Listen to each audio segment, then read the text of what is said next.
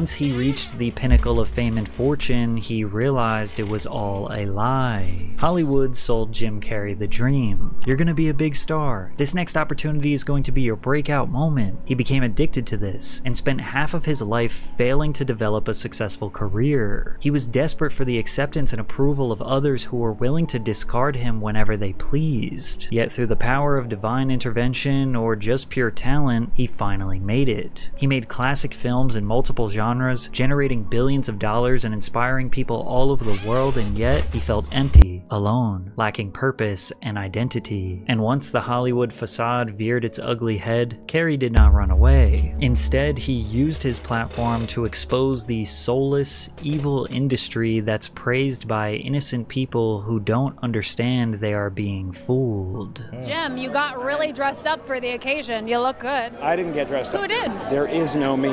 There's no you. No. We're not here. This is a dream? It's just things happening. And there are clusters of tetrahedrons moving around together. Okay. Yeah. So what's happening in our world right now? It's not our world. None That's of this the is key. real? Nope. So you're just passing We don't through. matter.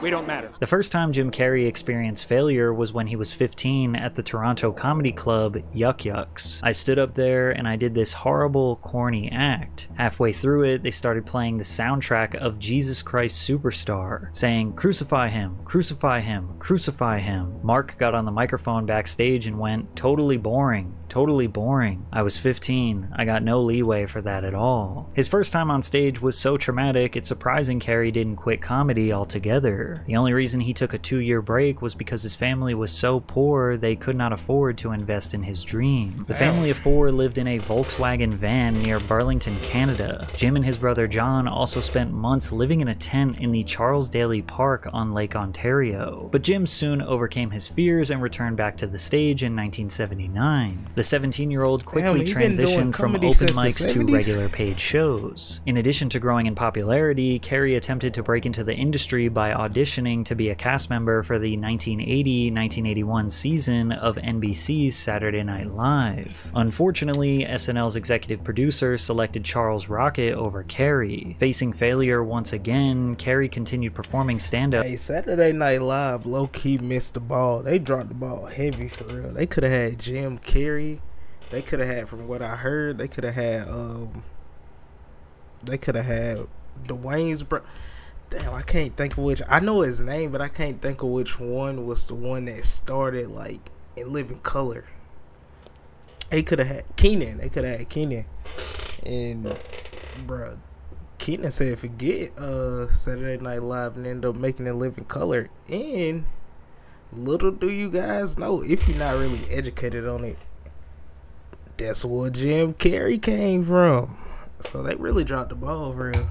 Up across Toronto and the surrounding towns. The reason why some people rejected Jim's comedy early on was because, well, there wasn't really much comedy in it. He was merely an impressionist. He could mimic and resemble famous people or characters. His act didn't have transition jokes or stories, just impression after impression. Could you imagine the Fonz hosting a cooking show? Hey, alright, you take your pot and you put it on the stove like this. First you fill it with water like this.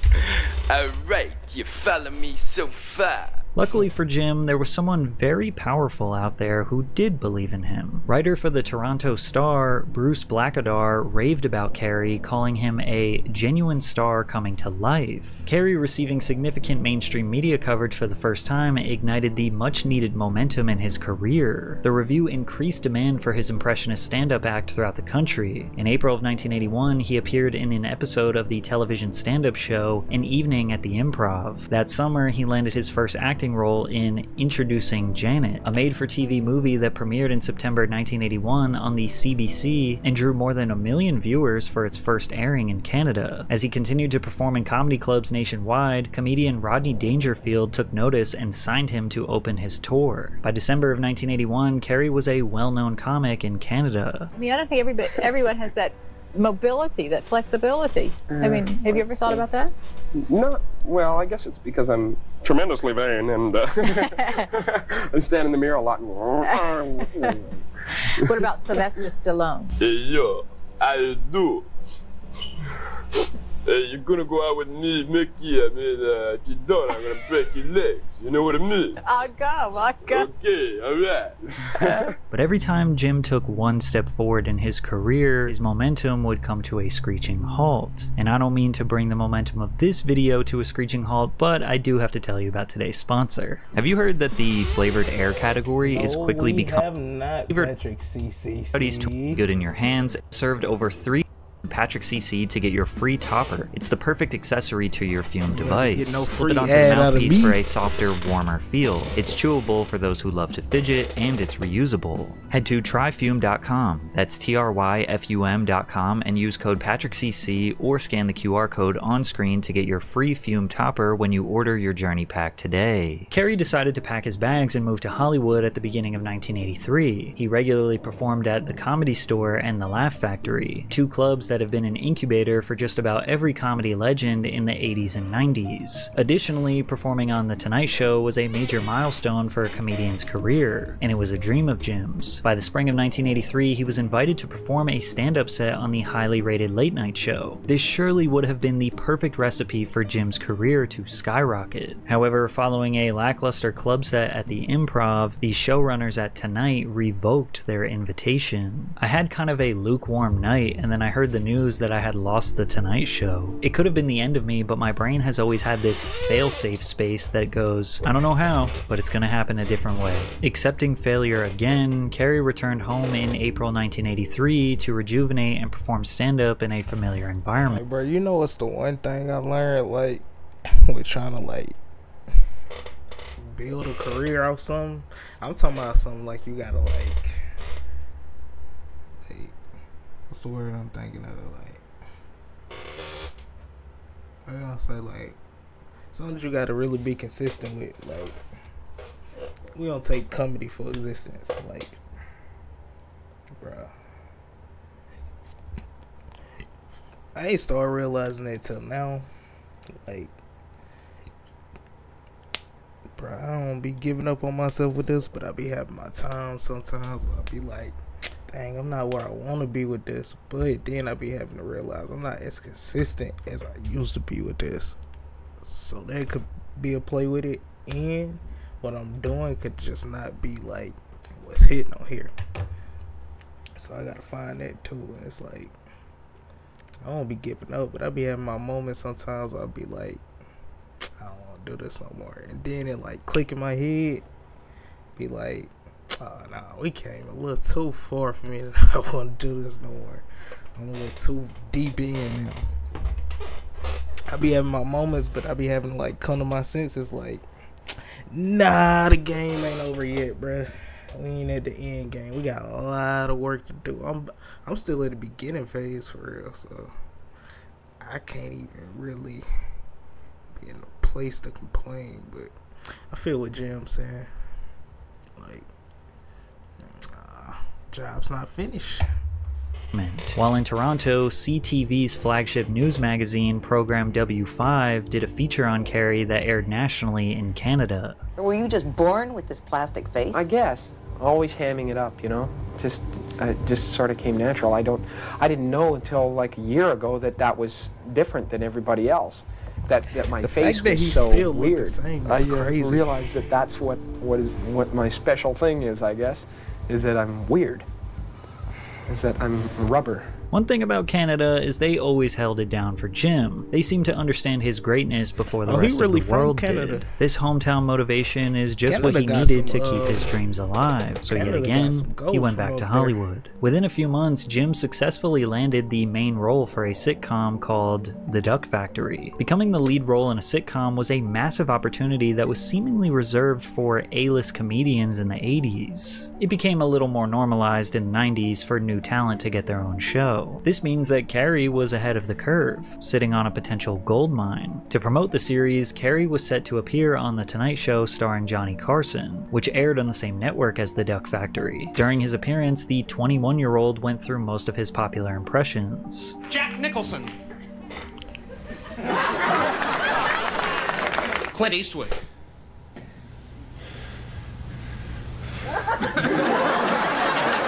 E.T. the Extraterrestrial.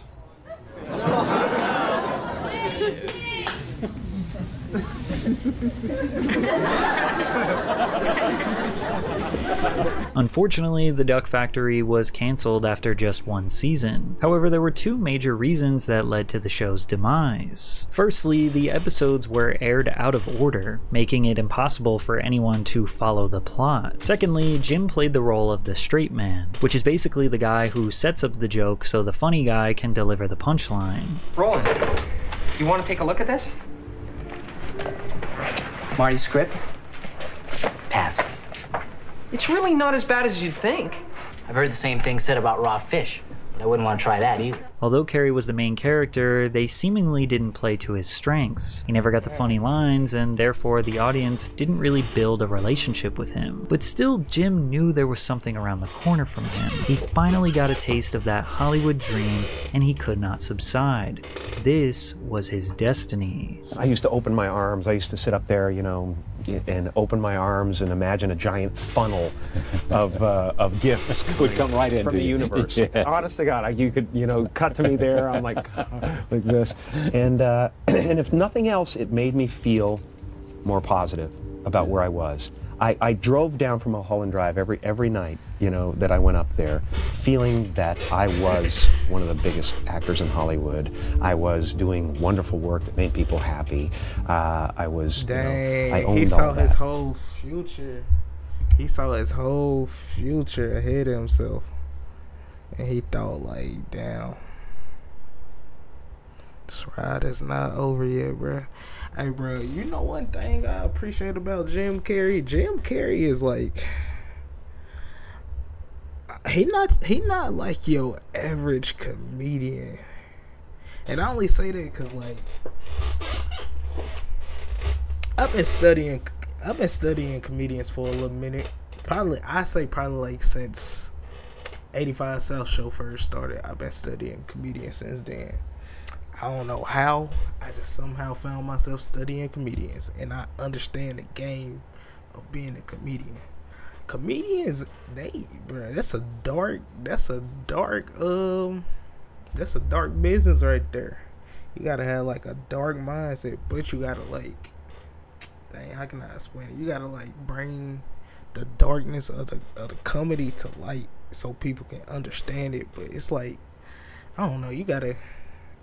I don't know. It's kind of hard to explain, bro, because comedy is like, y'all get, if you get what I'm saying, you get what I'm saying. But, like, comedy is so rough, bro. It's rough. And for him to give his pure self in it, that's different. Because some people, like, when you pay attention to comedians, some of them do not get a real self. They do not. I think that's probably the hardest thing for some comedians. They don't know how to get a true feelings. And that's kind of the raw part of comedy right there. Especially stand-up, in my personal opinion. But, yeah, man. Jim Carrey different because I don't know, bro. Like, I don't know. Can I really say Jim Carrey different, though? Because when I think about it, a lot of comedians be experiencing that Jim Carrey effect. I don't know. That was it. You know, I guess, you know, what I own when you think about it is my faith. He decided to audition for Saturday Night Live again, this time ahead of the show's 1985-86 season, during which returning executive producer Lorne Michaels sought to hire an all-new cast. 5 years after his previous SNL audition, 23-year-old Jim Carrey was rejected again. He never even got the opportunity to audition his material in front of Lorne Michaels because the producers and senior writers just assumed he wouldn't like it. But unlike his previous SNL rejection, Carrey was starting to establish a career for himself, and he did have something to fall back on. Once Bitten was a film released months after his SNL audition. However, it drowned in negative reviews while underperforming at the box office. After returning to the comedy club circuit with Impressions, Carrey made his third attempt at landing a spot on SNL in the fall of 1986. Unfortunately, he was rejected for the third and final time. The reason he tried so hard to land SNL is because it would have given him that legitimacy he needed as a comedian. Not to mention, he would have also perfectly fit into their sketch comedy format. But many people didn't think Jim Carrey was that funny. Some didn't even consider him a comedian because, well, he didn't really tell jokes. Combine that with the fact that his movies and TV roles were failing, and maybe that was an indication that he just wasn't going to be the Hollywood star that he and the people of Canada thought he would be. Or maybe it's because he wasn't being promoted in the right way or cast in the right roles. Perhaps Jim Carrey just didn't fit the mold that a comedian or actor in the 80s was supposed to be. But I never make it in the normal ways. You it's don't. always the side window or the basement window or something like that. Same was, you know, it's been true all the way along. Was it a tremendous defeat for you when you go and audition for Saturday Night Live? Because you were on, listen, no, you did I have a impressions. psychotic, like, belief system that goes, you know, something magical is going to happen. I don't know how it's going to happen, but if there's no way in, a new way will be created, kind of thing. Most people would have given up, dope. but Jim had invested so much into this life. He knew if he just stayed the course, something good would come. And surely, by divine intervention, luck, or just genuinely working on his craft, Jim Carrey made one connection that changed his career. Jim secured a role in the 1988 comedy film Earth Girls Are Easy, which is about a Southern California girl who befriends 3 furry aliens after their spaceship lands in her swimming pool. Before. Actor and comedian Damon Wayans played an ancillary role in the film and was extremely impressed with Carrey's comedic talents. They became friends. Damon told his brother Keenan about Jim while he was developing the soon-to-be groundbreaking American sketch comedy television show In Living Color. Hey, I bet y'all before this video end, Saturday Night Live hit him back up after they seen he was popping, and they was probably like, Jim Carrey, we need you, boy. Come on down to the office, man. Show us what you got. Nigga been trying to show y'all what y'all got, what he got for like the last 5 years, and y'all niggas ignored him. Nigga, I'm going where the people love me at. Damon was like, yo, Keenan. Damon was Keenan's right hand man. Okay. That's his lieutenant on Living Color. Okay. That was his right hand man. Okay. So he's like, you gotta trust me. This white boy is funny. He's like silly putty. He twists himself up. He can suck his own. Can be tried. This white boy crazy. And Keenan was like, okay, let me see him. At a time when most sketch comedy shows were dominated by white performers, In Living Color stood out by centering Black and Latino talent, using humor to tackle issues like race, inequality, and stereotypes head-on. The show broke barriers by featuring skits that blended sharp social commentary with slapstick and absurd humor, often mocking political figures, celebrities, and cultural trends in ways that were both provocative and hilarious. Carrey was a key member on In Living Color, where he became known for his wild physical comedy and over-the-top character portrayals. As one of the few white cast members, he stood out for his high-energy performances and fearless commitment to outlandish roles, which showcased his talent for slapstick and exaggerated facial expressions. Wow, a real fireman! That's right, princess. Say, I sure have a beautiful family here. Why, thank you, Fire Marshal Bill. Now, how can we help you? Hello, bro. You know what's crazy? When I was watching the Shannon Sharp interview with Marlon, he literally said the same thing. He said either Keenan or Damien was on Saturday Night Live, and he was like, they weren't feeling it, so he went there in Living Color, and they made their own thing. And when they saw they was popping over there, they tried to hit them niggas right back up again and be like, oh no, we feeling what you got going on over there, what you done made it in Living Color. Come on back to Saturday Night Live. No, nigga, you think I'm about to give you my pride and joy that I done created with my own hands and bring it back to the white man? No, nigga. I ain't gonna lie too, I just saw like a little post on Instagram, and they was like, Saturday Night Live low-key white people funny. And now that I think about it, yeah, it's white people humor. They needed that extra sauce. They saw that sauce was selling, they wanted that sauce. It's National Fire Safety Week. I've been going door to door looking for fire hazards. Mind if I give your place a little inspection? Carrey's role on In Living Color is exactly what he needed to prove to Hollywood that he could be a star. From there, he secured a lead role in a major Hollywood production, Ace Ventura: Pet Detective, which grossed $107 million worldwide. He finally did it. All his hard work paid off. He finally proved himself to Hollywood. And unlike all of his previous success, his momentum was not about to slow down. Jim Carrey was about to take over the 90s and become one of the greatest physical comedian actors in entertainment history. Warner immediately paid him $5 million to reprise his role as Ace Ventura. While filming The Mask, New Line Cinema offered Carrey $7 million to make a sequel and paid him $7 million to appear in Dumb and Dumber. At the time, it may have seemed unwise to offer Carrey such a large amount of money for a new talent. However, any skepticism regarding Carrey's ability to fill movie theater seats was laid to rest following the 1994 release of The Mask, a comedy film that follows Stanley Ipkiss, a mild-mannered, unlucky-in-love bank clerk who discovers a magical mask that transforms him into a superhuman trickster with cartoonish abilities. The mask amplifies Stanley's hidden desire and confidence, turning him into a green-faced, wild, and unstoppable character with exaggerated powers reminiscent of classic animated characters. The Mask was a critical and commercial success, grossing over $350 million worldwide. 5 months after The Mask, New Line Cinema released Dumb and Dumber, the buddy comedy film Carrey starred in alongside Jeff Daniels. Nicolas Cage was set to be Carrey's co-star, but think about it, they could never make none of this stuff today. They would not get no pack. I don't even think they could remake Dumb and Dumber today, because it's just too like niggas don't like edgy no more. Only edgy niggas like nowadays is sex.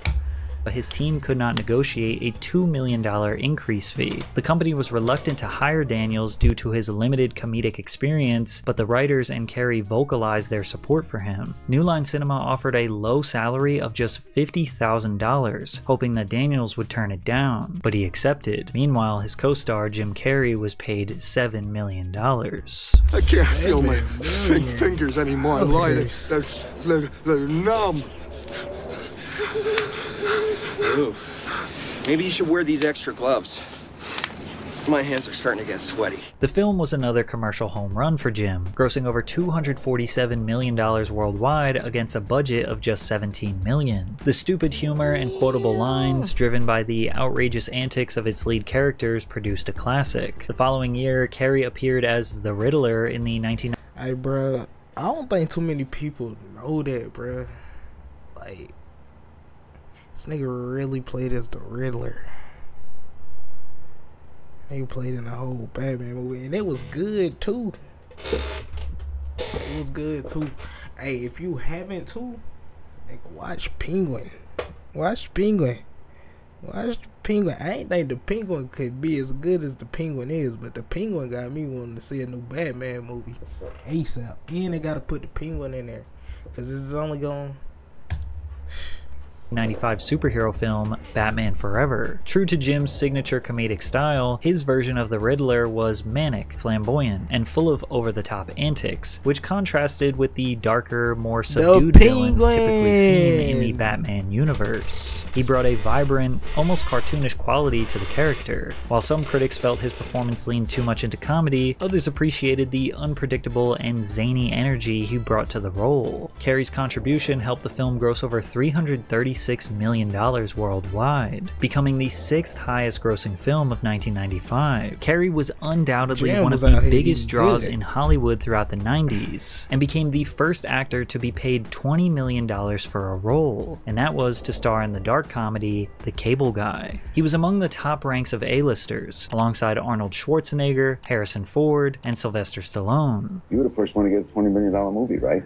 That's what they say. I mean, you had to feel good. You know, the weirdest thing is that I have never worried about money. Bro, how old is Larry King? How old is Larry King? Because this interview gotta be like, this gotta be like probably early 2000s, probably end of the 90s. This nigga still look the same. Still. It's 2024 and this nigga Literally still looks the same. Never. Ever. And So I just it's never no, been your maybe driving because I force? went there and I lived that way and realized that, Larry we King lived got on the that road in a good van for CMOS. a while after we were in the worst jobs of our lives and we were making money and we decided to quit because we were turning into monsters. We lived in a van and we're happier than we had ever been, and I guess that taught me that to trust the universe. Carrey's historic payday became a frequent talking point whenever the actor was mentioned. In June of 1995, Variety wrote the headline, "H. Wood finds $20 million tab for Carrey playing scary." And Entertainment Weekly wrote, "You'd be smiling too if you just got paid $20 million. Although he was just 2 years into his Hollywood boom, he was a little confused. Why did they care so much about the money? Why couldn't they just talk about the art, or his roles, or his acting? His movie, The Cable Guy, was considered a box office flop. Jim was not playing the role of a lovable goof, but... Bro, you know what I'm starting to realize about, like, putting in hard work and something? And I peeped this, like, a lot of y'all know Agent got that good. Salute the Agent, too. He just about that Ferrari SF90. Salute to that good brother over there. But nigga, I saw them post him on like some blog pages that never post Agent. Niggas was like, oh, that nigga did some corny things to get that car. Or they'd be like, oh, this nigga acting like such and such because he got a Ferrari. That nigga don't need that. Man,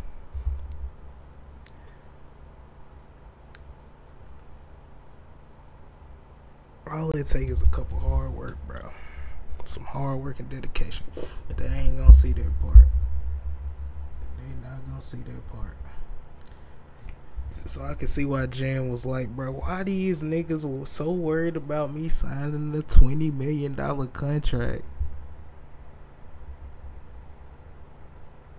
And niggas ain't even looking at the fact that, dang, bro, I tried out for Saturday Night Live twice and I got denied. But now I got me a $20 million contract. Niggas ain't looking at that, but they looking at like, oh my gosh, this nigga got a $20 million contract. That would be annoying, cause nigga, why is you so worried about this $20 million contract? Nigga, why y'all not asking me what's the next movie or show I'm about to be on? That would be hella annoying, I'm not gonna lie. Rather an unsavory, insidious psychopath. Critics seemingly were harsher on this movie because of all the hype surrounding his $20 million payday. They used this film to basically denounce his worth in Hollywood, but he felt it was important. See what I mean right there? See what I mean? He's like, so he got a $20 million contract, and he went from being the funniest nigga in America to being like, oh man, well, we about to see him finally fold and fail. Oh my gosh, bro. Can't never please these niggas, man. You ain't gonna never please these people, bro. My boy just wanted to make some good movies and TV for y'all, bro, and tell some good jokes. That's all. That's really all he wanted to do. Instead, my boy got a nice little deal at a $20 million contract, and y'all ended up saying forget what he really got going on. What a money. Why did he get this money anyways? We need to see, why did he get this money? Important for him to expand and take creative risks. They ain't even care about the movies. I don't want to play it safe my whole life. You know, I don't want to. I think the danger is that you start patronizing your audience. You know, you start to try to see, okay, well, this worked, so I better stick with this. You know, and that's true. Then no growth happens at all. You know, and you know whether something is a success or not. You have to take the chance of, you know, losing a few people, because you do gain others. Carrey went back to his stereotypical. Boy, I be trying to tell people that with this whole YouTube thing, I be like, bro, I'm gonna tell you the best way for the people, new people that's watching too, old people. I done told y'all this plenty of times, nigga. All you literally gotta do is create something, upload it, Don't even worry about the views. Don't worry about the likes. Don't worry about the comments. Don't worry about the subs. Just post it and go on about your day. Watch you come back later. You might got about like 20 views on that video. No, I said 20. You might got like 20K views on that video. No lie. No lie. It's a process game for real. It's not really like a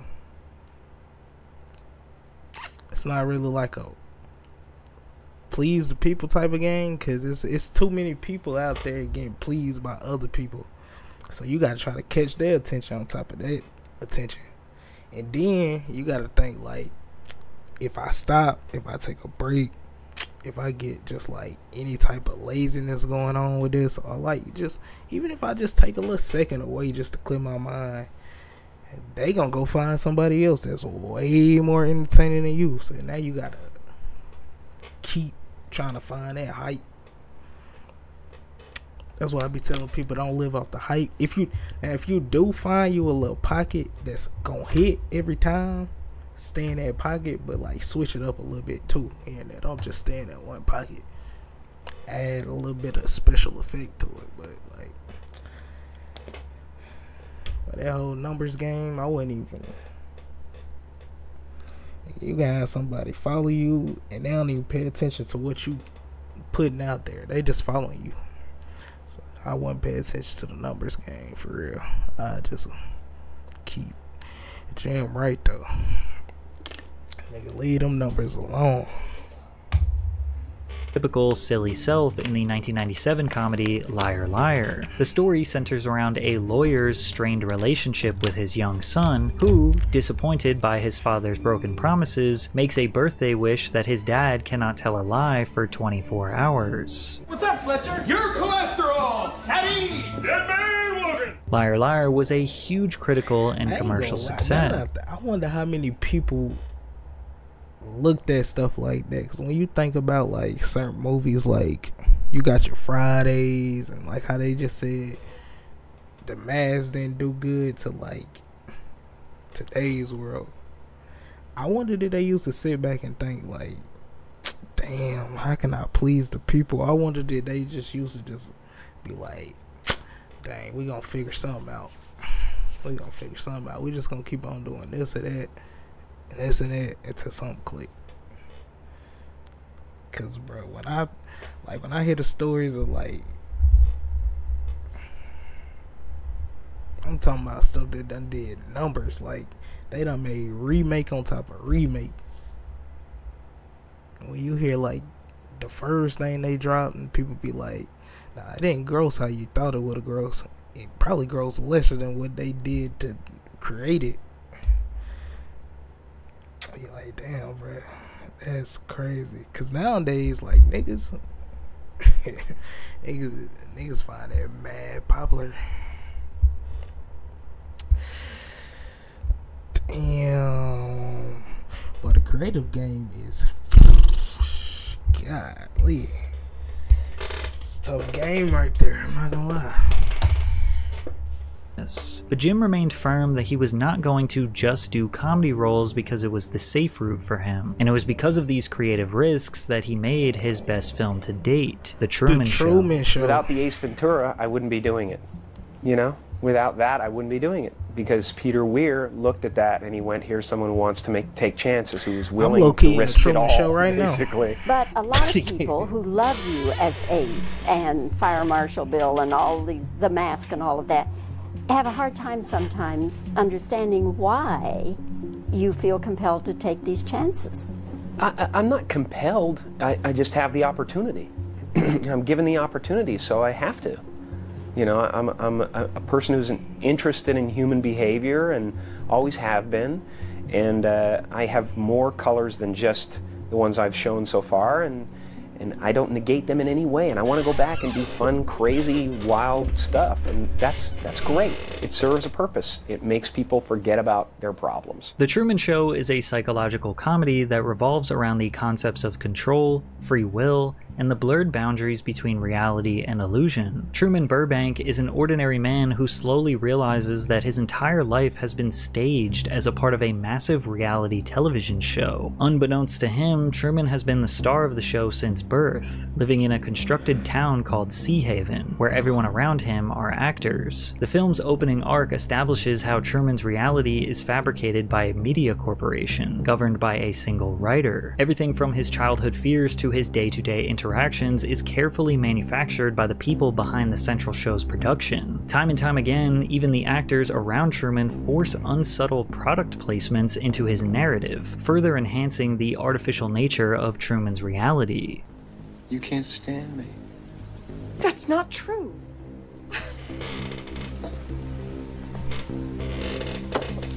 Why don't you let me fix you some of this new Mococo drink? All natural cocoa beans from the upper slopes of Mountain Nicaragua, no artificial sweeteners. What the hell are you talking about? Who are you talking to? Try to hit an ad on I've tasted other cocos. This taste. is the best. Much like Truman, Carrey and his Hollywood peers can become puppets to the entertainment industry due to the influence of powerful studios, agents, producers, and executives who prioritize profits over artistic expression. These industry forces often dictate the types of roles these actors. You know what's crazy? There must be like an industry thing, because you see that like with actors, you see that with musicians, you see that with sports players. Like, bro, they ain't doing one thing that's not appealing to the... I ain't gonna say that. If they not doing what you signed them up to do, it ain't hitting like that, so they gonna try something else, and that's hitting. Some of them they don't mess with that, bro. They want you to go back to that original pocket. But I be peeping that like in the music game though. Like, bro, you ever seen an artist like we gonna take we gonna say a Glorilla for real. We're gonna use Glorilla as an example. Imagine if Glorilla tried to make a country album. I don't think half of y'all gonna be messing with that. Or like, let's say if Glorilla tried to make like a musical album. Like, I'm talking about classical. Like, I'm talking about violins on the track, everything. You got the pianist going crazy on there. Or she try to make like a gospel album or something like that. Y'all is not rocking with that at all. But let Glorilla go ahead to talk that, yeah, Glow. Y'all gonna listen to that though. Take on and the way they are marketed to the public. Actors may be pressured to conform to certain stereotypes or be typecast into specific roles that fit commercial trends, limiting their creative freedom. Their image, both on-screen and off-screen, is often extremely managed, with actors sometimes required to maintain certain looks, personas, or behaviors to align with a brand or studio's vision. This environment can strip actors of their autonomy, turning them into commodities within a system rather than an individual. The Truman Show had a profound impact on Carrey because he realized that his real life was actually very similar to Truman's. Oh, not necessarily, but what I want doesn't stem from show business generally. I mean, I started out with many desires as far as this business goes. I've so surpassed all of them that it's not as meaningful to me anymore. I really love the work itself. I've examined myself on several occasions. Why am I really doing this? Am I doing this because I want to be famous? And I think there was an element to that when I started out. Sure. I think I wasn't necessarily seen as much or as intently as I wanted to be when I was a kid. I had a job, at least in my own mind, and that was to make my mother feel better. She was kind of very ill in many ways, but I felt the need to make them feel that their life was worthwhile, that they did something special just by the very fact that they brought me into the world. Yeah. So from a very young age, I wanted to convince them that I was a miracle. And then I wanted to convince the world that I was a miracle. And now I want to convince the world that I'm just like them. It seemed around the early 2000s that Jim started to see Hollywood for what it truly is. Behind the glitz and glam, it's just a vapid display of wealth. People with a holier-than-thou mentality masquerading around, celebrating each other for menial displays of talent, inflating their egos to dangerous levels. In deeper interviews, it was clear Jim was aware of his role in this soulless machine, but he didn't reveal his true thoughts and feelings about it. Yet. The Truman Show was a critical success, grossing over 260. Well, y'all be thinking I be playing when I be pausing these videos and I be saying, man, the day I walk outside and niggas be like, oh, I saw your video. That's gonna be the day I'm gonna have my second thoughts on this. Like, do I want to continue doing this? I ain't gonna lie. Cause it's like, notaration cool, but that notaration ain't cool. Cause leave me alone. I ain't gonna lie. God, leave, bro. Sheesh. Damn. But man, all bro really wanted to do was create, and they ain't trying to. I just want my boy to stay in that one pocket, bro.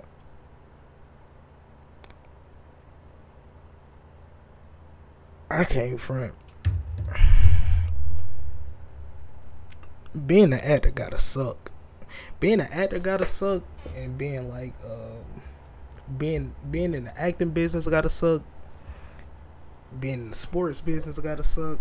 And I would say probably being an artist probably suck, cause those are things that you gotta you gotta tend to the people a lot. If you ain't giving the people what they want,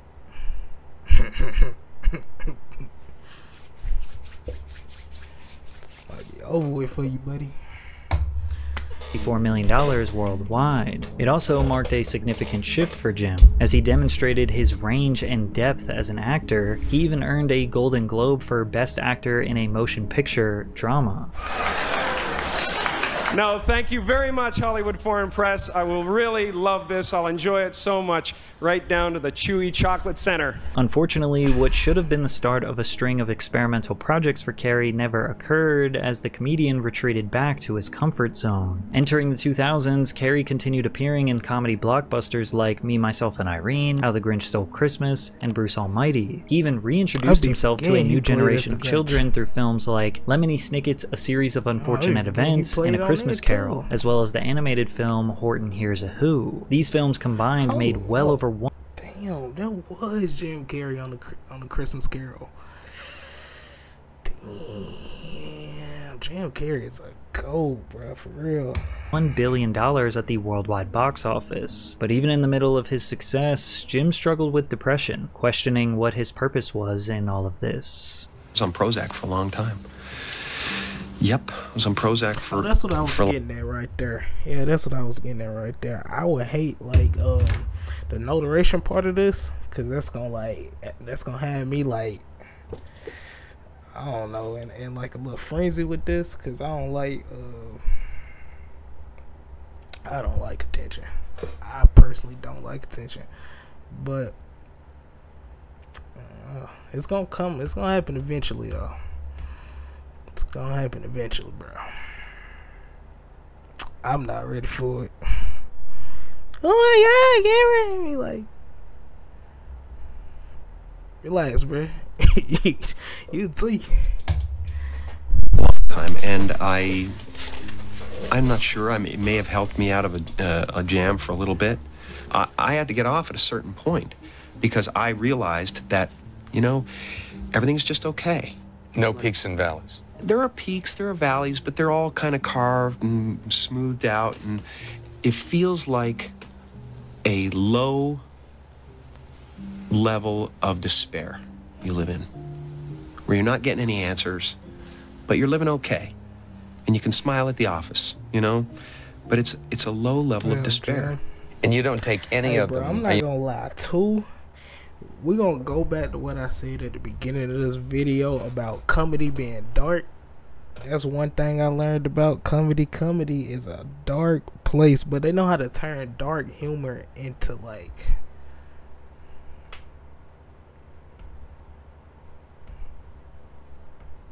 Sunshine. Kiki's. I don't know. They know how to switch that dark humor though, bro. They know how to. Especially the comedians that be telling a real life story. Some of them be some dark people. And they be some dark people. If you really sit there and you listen to their stand-ups, them people be having some dark situations going on, man. Dang, Jim just wanted to live out his dream, but he was going through some things where, like, he was like, dang, bro, I gotta live in a Hollywood world. I gotta be around niggas that's questioning why I'm getting 20 mil for the movie. I just want to make a movie. You don't take anything now? Nothing. I don't take anything. I rarely drink coffee. I'm very serious about no alcohol, no drugs. Life is too beautiful. So where I hang out with Buddha and Krishna and, all those guys. Are you a Jesus. Buddhist? I'm a Buddhist, I'm a Muslim, I'm a Christian, I'm whatever you want me to be. It all comes down to the same thing. You're in a loving place or you're in an unloving place. If you're with me right now, we cannot be unhappy. That's facts. It's not possible. After winning multiple awards, generating hundreds of millions of dollars, and being considered a living legend in the entertainment industry, in 2009, Jim seemingly had an awakening through the readings of Eckhart Tolle, a spiritual teacher and self-help author. I woke up and I understood suddenly. Thought is responsible for, if not all, most of the suffering we experience. And then I suddenly felt like I was looking at these thoughts from another perspective. And I wondered, who is it that's aware that I'm thinking?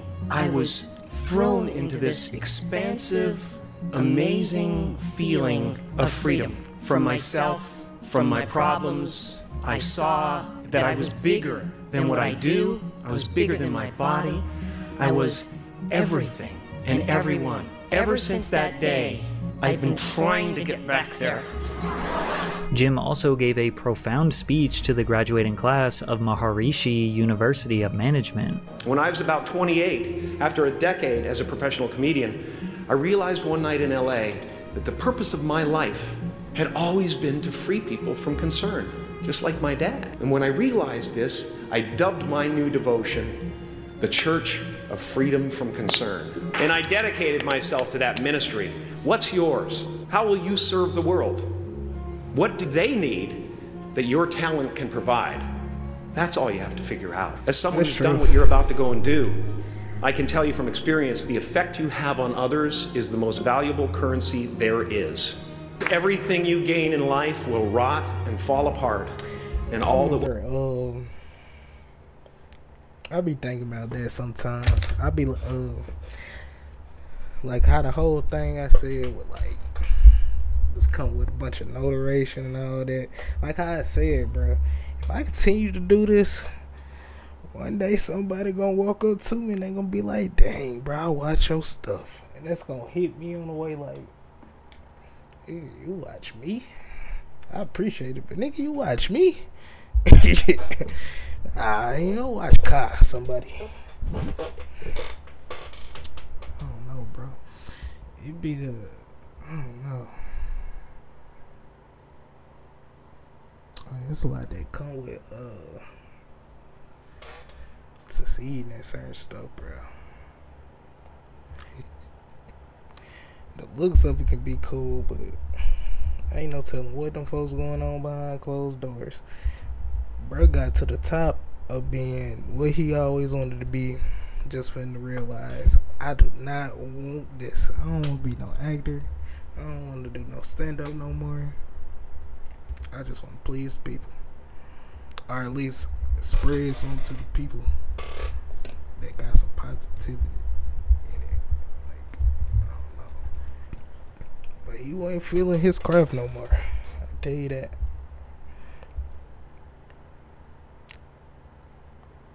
Dang, bro. Dang, man. I low-key feel, I ain't gonna say I feel bad for comedians, because I don't think comedians want you to, like, damn, that's gonna kind of sound messed up, but I don't think comedians want you to feel bad for them. I think that's their whole point of giving you that dark humor right there, just to like feel what they feeling and to get it off their chest. But I don't think they want like no sympathy from it. I'm only saying that though because of like how they be carrying themselves. Dang, bro, comedians, and now I'm really sitting here thinking about it though, comedians be going through some dark situations, bro. Golly. Sheesh. What will be left of you is what was in your heart. My choosing to free people from concern got me to the top of a mountain. Look where I am. Look what I get to do. I did something that made people present their best selves to me wherever I go. I am at the top of the mountain, and I was, and the only one I hadn't freed was myself. And that's when my search for identity deepened. I wondered who I'd be without my fame. Who would I be if I said things that people didn't want to hear? That peace that we're after lies somewhere beyond personality, beyond the perception of others, beyond invention and disguise, even beyond effort itself. To find real peace, you have to let the armor go. Your need for acceptance can make you invisible in this world. Don't let anything stand in the way of the light that shines through this form. Risk being seen in all of your glory. Carrey's career took a significant nosedive during the 2010s, with his only notable role being Thomas Popper Jr. in Mr. Popper's Penguins, and the reprisal of his role as Lloyd in Dumb and Dumber 2, which was significantly less successful than its predecessor, both critically and commercially. But while promoting Dumb and Dumber 2, he had a strange appearance on Jimmy Kimmel Live. Is that a gang sign? Have you, Oh, like you don't know what it is. You don't know what that is. I have no idea. You don't know. Jimmy Fallon doesn't know. David Letterman doesn't know. Well, we don't know. All the comics and show business don't know what this is. I'm here tonight to blow the lid off it, to be the whistleblower. I'm sick and tired of the secrets and the lies. It is the secret symbol of the Illuminati, and you're a part of it, and it is the all-mocking tongue. For years now, talk show hosts, people on television, people in sitcoms have been hired by the government to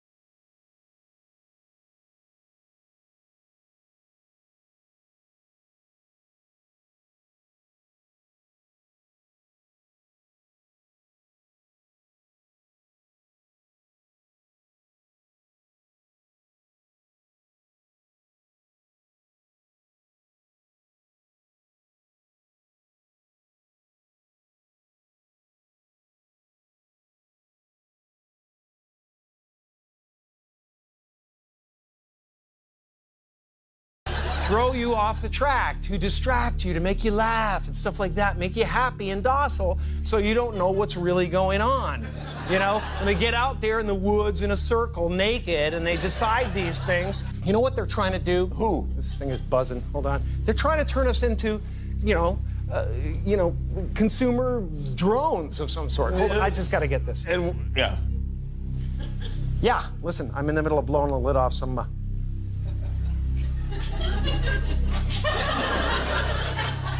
What happened? I'm sorry, Jimmy.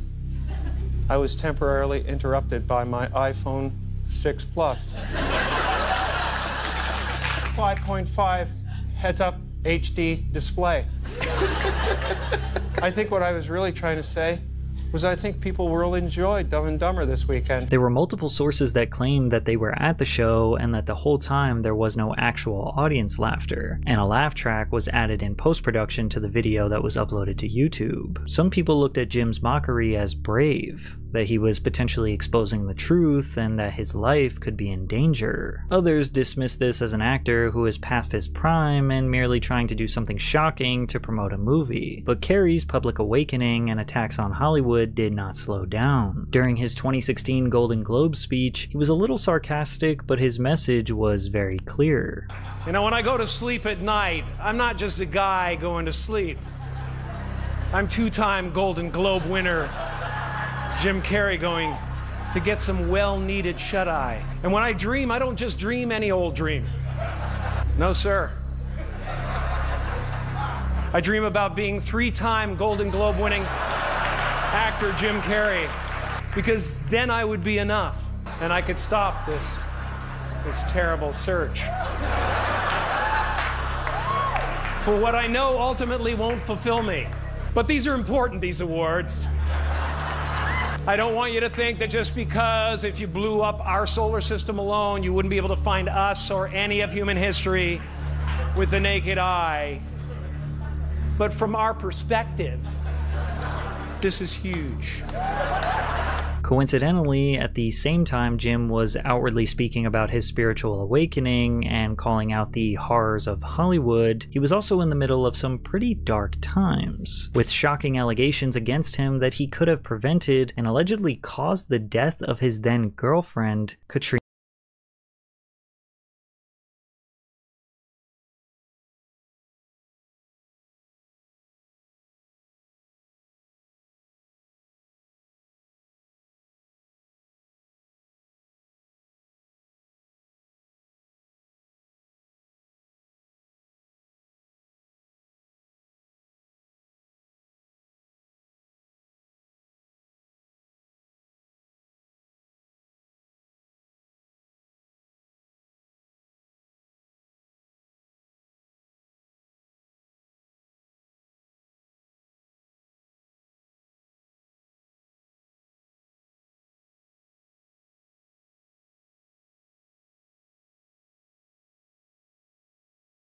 White. Carrey had been periodically dating Irish-born makeup artist Katrina White since 2012. In 2013, White married Mark Burton, but continued occasionally seeing Carrey until her untimely death on September 28, 2015. The Los Angeles County Coroner's Office later ruled White took her own life by overdosing on prescription drugs, including Ambien, propranolol, and Percocet. Katrina often posted on her Instagram subtle hints that she was constantly working on her mental health, posting motivational, spiritual quotes, or self-help messages. She was also a few months into her journey studying Scientology, which, as we learned in my Tom Cruise video, typically begins with someone paying for auditing sessions, which is their version of therapy. On September 19, 2016, Burton filed a wrongful death lawsuit against Carrey, claiming that he illegally obtained and supplied White with the powerful painkillers that killed her. The lawsuit alleged that Carrey had surveillance cameras on the home where White stayed. Before she was discovered, Carrey's assistant checked the camera and noticed White had not moved from the home for more than 24 hours. After learning of this fact, neither Carrey nor his assistant alerted authorities. The drugs found in White's body all came from 3 pill bottles found near her body bearing the name Arthur King. The suit. Oh, that's why it's just been popping up on my timeline like that. We need more context clues though behind this. I don't know. When situations like this happen, we need like the full insight. We don't need the full insight, but we need some more. I don't know. It said that Carrey got the drugs from a doctor who conspired with Carrey to illegally prescribe them to him under the false name of Arthur King. Burton's suit claimed that Carrey also sent a bogus text message to White on September 27th when she was already dead in an attempt to straighten out his story. According to the suit, Carrey's offer to pay for White's funeral in Ireland was merely an effort to paint him as a grieving good guy, as opposed to someone closely involved in her death. But Burton's suit also claimed that Carrey never actually paid for any of the funeral expenses. In response to the lawsuit, Carrey stated, "What a terrible shame. It would be easy for me to get in a back room with this man's lawyer and make this go away. But there are some moments in life when you have to stand up and defend your honor against the evil in this world." The following month, on October 11th, 2016, Katrina White's mother, Bridget Sweetman, sued Carrey for wrongful death and sought damages for violation of the Drug Dealer Liability Act. In court documents obtained by Us Weekly, Sweetman accused Carrey of giving her daughter prescription drugs as well as sexually transmitted diseases and being verbally abusive. Carrey's abuse included, but was not limited to, Carrey giving Miss White 3 STDs without warning her, lying to her about it, dumping her out of concern for saving his own carefully crafted public image, calling her a This might be worse than Gucci third leg. I hope this ain't true, man. Nah, if this true, that's sick, man. Damn, bro. Jim. I keep going. and shaming her, and then using his high-priced Hollywood lawyers and fixers to intimidate and threaten her in an effort to silence her. Attorneys representing White's family released a 2013 iPad note allegedly sent from White to Carrey, which in part read, "This is what I want. You gave me HSV and HPV. I want you to apologize for it because you care enough to. I want you to understand that however little a thing seems to you, it ruins a girl's life. Before you, I might not have had very much, but I had respect. I was a happy person. I loved life. I was confident and I felt good in my own skin and was proud of most decisions I made. I met you, you introduced me to cocaine, prostitutes, mental abuse, and disease." However, what I found interesting was that there was another note that looks handwritten that was being spread around. Yet the article was quoting a different note. Like they were displaying this handwritten note as the evidence and saying that this was the iPad note, but then there was a separate iPad note that they were directly quoting, and the two notes are written very... Wait. So we got a handwritten iPad? How we even got a handwritten iPad? I don't even know how that's possible. We got a handwritten iPad note, and then we got an iPad keyboard written note. Something ain't right here, homie. Very similarly, and they contain basically all the same subject matter, but they're not the same. So how could you write an article that says, in the letter she says blah blah blah, and then display the letter as your evidence where it does not say what you just said it says? Soon after Sweetman filed the lawsuit, the Daily Mail reported that a Mr. Jose Lopez, believed to be an alias used by Carrey, filed an STD test. The test showed Lopez's birth date listed as January 17th, 1962, the same as Carrey, and also showed positive results for both types of herpes, chlamydia, and hepatitis A. The results of Lopez...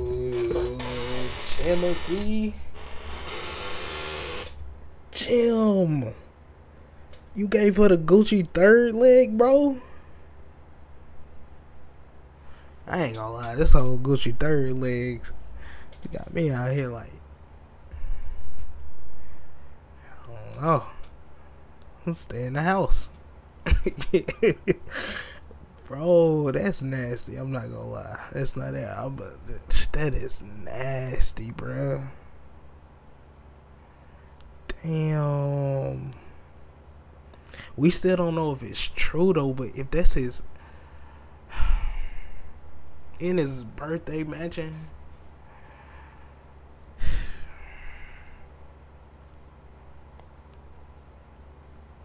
alright, we do need the full context clues behind this, because his tests were submitted as evidence by Sweetman's lawyer, Michael Avenatti, who also issued a declaration. Carrey then proceeded to have unprotected sex with Miss White with full knowledge that he was STD positive, including on February 12, 2013, 2 days before Valentine's Day and within weeks after learning the test results. It's interesting that in these lawsuits, they claim 2 different times that Carrey used fake names, one to obtain drugs and one to obtain an STD test. But how do they know this? What evidence did they provide to prove this? These are some major accusations and not enough evidence to back it up. And because of that, the wrongful death death lawsuit against Carrey had been dismissed in February of 2018. There seemingly was a settlement outside of court. Without a trial, we won't really know what happened. But blaming someone else's death, especially in the way that it happened, on someone else is definitely a complicated situation. Typically, those types of deaths are not caused by just one thing, but rather a potential lifetime of issues that unfortunately we just don't seem to know how to solve. But by this point, Jim had experienced all of the glory and wrath Hollywood can offer. They love you, then criticize you, then put you in a box and determine who you are. They might even accuse you of committing horrible crimes. But the trade-off is that they give you millions, if not hundreds of millions of dollars. And it was abundantly clear in 2017 that Jim was fed up with the Hollywood game. Notably in his New York Fashion Week red carpet interview, where he made a bunch of existential philosophical pronouncements. No, I'm doing just fine. I just, you know, there's no meaning to any of this. So I wanted to find the most meaningless thing that I could come to and join, and here I am. They're celebrating. I mean, you got to admit, it's completely meaningless. Well, they say they're celebrating icons inside. Celebrating icons. Boy, that is just the absolute lowest aiming, you know, possibility that we could come up with. I don't believe in icons. I don't believe in personalities. I believe that peace lies beyond personality, beyond invention and disguise, beyond the red S that you wear on your chest that makes bullets bounce off. I believe. Like, what is this nigga talking about? Cut the mic. Mute it. Mute it. He's high. He's off that coke. She's lost. That it's deeper than that. I believe we're a field of energy dancing for itself. Jim, you got really dressed up for the occasion. You look good. No, Was that an accident? I didn't get dressed up. Who did? There is no me.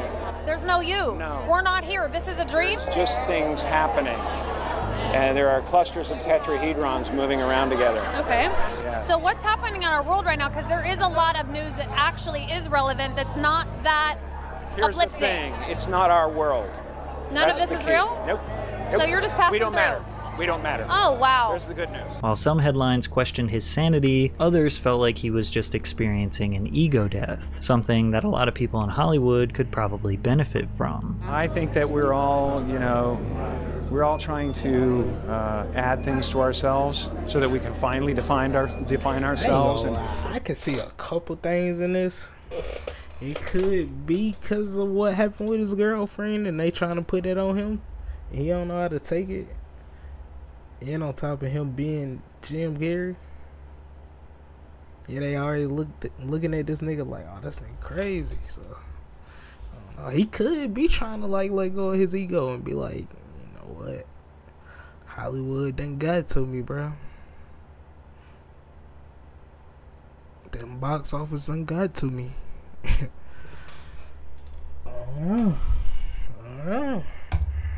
then everybody will get us and they'll go, okay, this is what you are. And then if you actually get there, you will find it so empty that you'll realize that's really not what it's about. It's about not only, you know, just going with the flow, but it's about not taking it personal, you know? It's like the difference between a house and my house is a world of difference, and it's the my that's the problem. Don't get me wrong, you know, Jim Carrey is a great character, and I was lucky to get the part.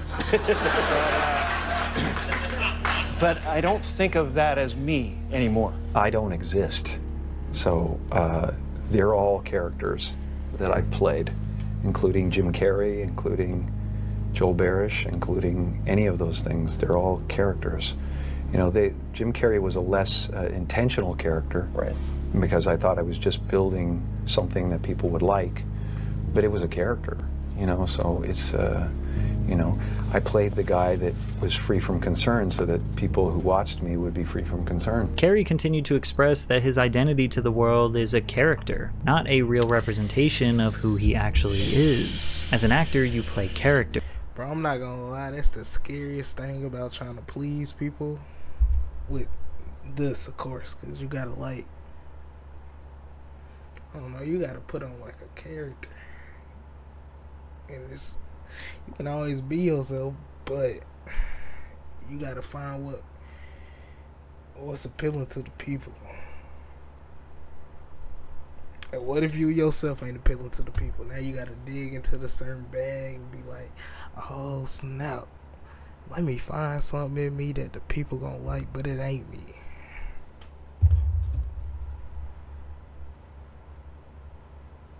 You can't get lost in that character though.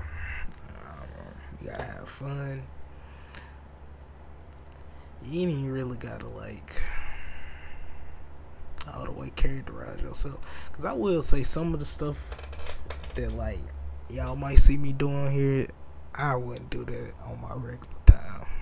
No, that's me characterizing myself. So yeah. Oh man, you can't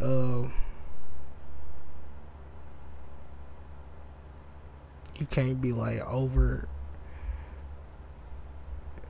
You can't be oversaturated by that character though. You can't get lost in that. Damn, they got something for him though, cause he done played as many characters. We don't know if he a method actor. We don't know if we don't know what type of actor he is. Or could have been like living his life with them actors and never got rid of those actors. Well, got rid of those characters. And if you go deep enough into those characters, you realize your own character is pretty thin to begin with. You suddenly have this separation and go, who's Jim Carrey? Oh, I said that. I said it to say this though. Like, bruh, I don't really watch. I'm pretty sure some of y'all that's viewing us, y'all know who Neon is, right? I'm gonna put it like this. Neon is one of them people that's gonna go through ins and outs to get your likes, clicks, and views. Now, I got a friend of mine that I used to work with. He be sending me like Neon TikToks. I don't really watch Neon, but I know about Neon because of Aiden. So like recently, since Neon been doing his subathon, I've been trying to watch him. And like, bro, I've been paying attention to Neon and the people he have around him. Neon is what you call living the life of his character. That's not who Neon is, but Neon gonna go through the ins and outs to get your likes, your clicks, and your subs. In your views.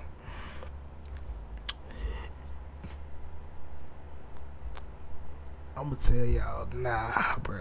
If you want to just have fun and you want to build something, be you, but have fun with it.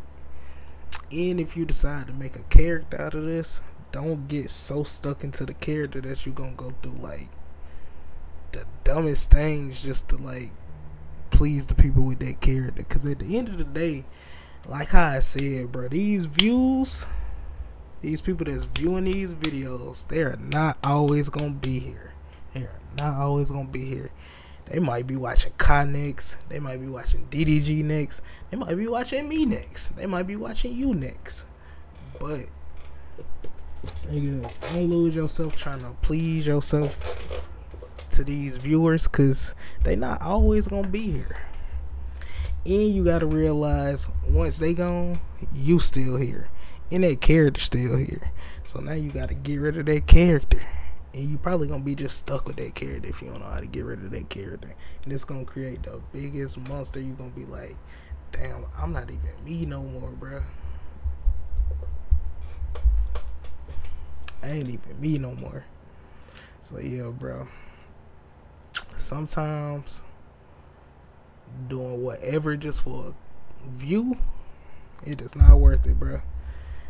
I'm gonna go ahead and say this too, like, bro, when I was, the last thing I watched of Neon, I was watching like how he got banned recently. I was watching last night, and bro, the way I saw the nigga Prime, that nigga crashed out because them niggas wanted him to crash out. Like, this nigga let the fans and the company around him, which is Neon, let him crash out, bro. Nigga let him look like an idiot on social media just for some views. Like, you know, you don't want to be that, bro. You don't want to be the crash out at the party just for some clicks and some views. Because them clicks and views is not going to be there once you're done with your crash out. He doesn't exist, actually. There's just a relative manifestation of consciousness appearing, and someone gave him a name, a religion, a nationality, and he clustered those together into something that's supposed to be a personality, and it doesn't actually exist. None of that stuff, if you drill down, is real. Hollywood will not make you happy. A career or a dream job will not make you happy. But you shouldn't let that disappoint you. Instead, let it free you of the constraints and the pressures that you or society have put on yourself. What you do is not who you are. So you might as well try as hard as you can to do something that you actually love, not because you're searching for an identity or a purpose, but simply because it's a little easier than doing something you hate. And instead let your friends, family, food, nature, and God determine your happiness. You know what, bro? I like how Patrick CC just put that. Because I be looking at it like that sometimes. Like, ever since I started doing this, bro, I could be like, I could be working at a place that I always wanted to work at, and while I'm there, I'll look around, I'll be like, dang, I'm not mentally happy because I'm not doing what I personally want to be doing, which is this right here. But it's like, sometimes you got to make sacrifices, and I have learned that throughout the process of this, you got to make sacrifices. So like, yeah, man, just shoot. Sometimes you gotta put yourself in. You ain't gotta go through like how Patrick CC just said. You ain't gotta go through no like crazy measures just to get there. Just as long as you producing it, and you doing what you got a feeling to be doing, it's cool. But you ain't gotta like, I don't know, drown yourself in something that ain't you just to get you there. Cause that ain't gonna last. I feel like, and this is something you might never hear another celebrity say as long as time exists, I have enough. I've done enough. I am enough. Man, that was a W video. We need like we need a backstory of, I don't know, bro. That was good.